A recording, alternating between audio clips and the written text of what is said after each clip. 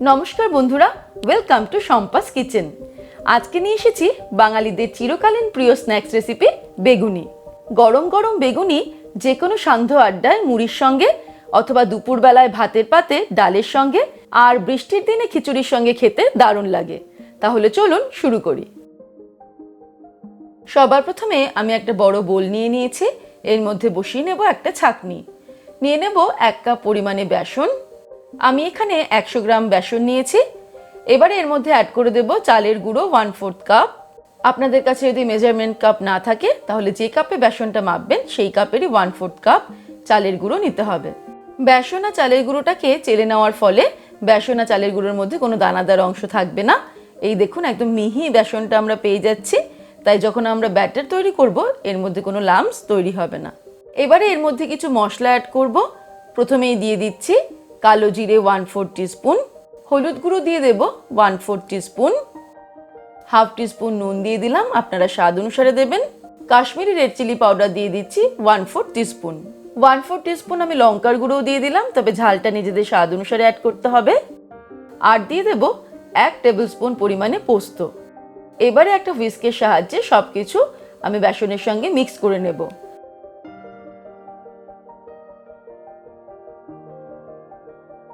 এর মধ্যে এবারে অ্যাড করে দেব চিনি। আমি 1/4 টিস্পুন চিনি অ্যাড করে দিলাম।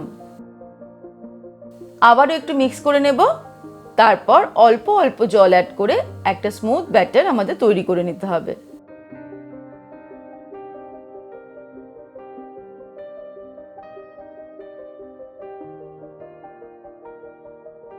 প্রায় 1/4 কাপ জল ব্যবহার করে আমি একটা স্মুথ ব্যাটার তৈরি করে নিয়েছি।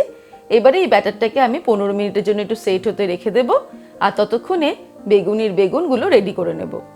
একটা মাঝারি সাইজের বেগুন আমি এইভাবে পাতলা পাতলা করে স্লাইস করে কেটে নিয়েছি। যতটা সম্ভব পাতলা করে কেটেছি। আপনারা চাইলে কাটার মেশিন দিয়েও কাটতে পারেন।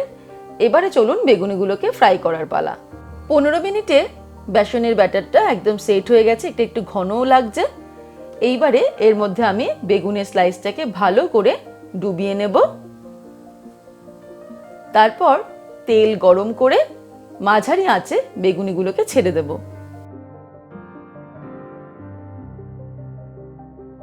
বেগুনি ছাড়ার কয়েক সেকেন্ডের মধ্যেই বেগুনিটাকে উল্টে দেব। তারপর এইভাবে একটা চামচ দিয়ে আমি এর উপরে তেল ছিটিয়ে দেব।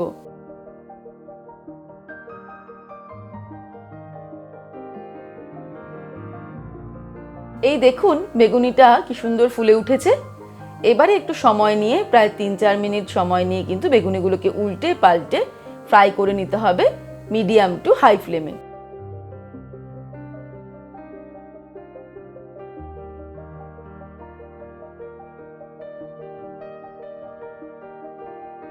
আমাদের বেগুনি ভাজা কমপ্লিট। আমি এবার এটাকে তেল থেকে ছেঁকে তুলে নেব। বেগুনি ভাজার পর এক্সট্রা অয়েলটা টিস্যু পেপার দিয়ে অ্যাবজর্ব করিয়ে নেওয়া যেতে পারে, অথবা বাড়িতে যদি ঝুড়ি থাকে তার মধ্যে বেগুনিগুলো রেখে এক্সট্রা অয়েলটা ঝরিয়ে নেওয়া যেতে পারে। আমি গরম গরম বেগুনি মুড়ির সঙ্গে সার্ভ করে দিলাম। তাছাড়া গরম ভাতে ডালের সঙ্গেও কিন্তু বেগুনি খেতে খুবই ভালো লাগে। আর বর্ষাকালে খিচুড়ির সঙ্গে বেগুনির তো কোনো তুলনাই হয় না। তাহলে দর্শক বন্ধুরা, আজকের এই রেসিপি আপনাদের কেমন লাগলো আমাকে ভিডিওর নিচে কমেন্ট সেকশনে কমেন্ট করে জানাবেন। ভালো লাগলে লাইক করার অনুরোধ রইল। আর বন্ধুদের সঙ্গে কিন্তু অবশ্যই শেয়ার করুন। ভালো থাকবেন, সুস্থ থাকবেন। আমি আবার হাজির হব নতুন নতুন রেসিপির সঙ্গে। নমস্কার।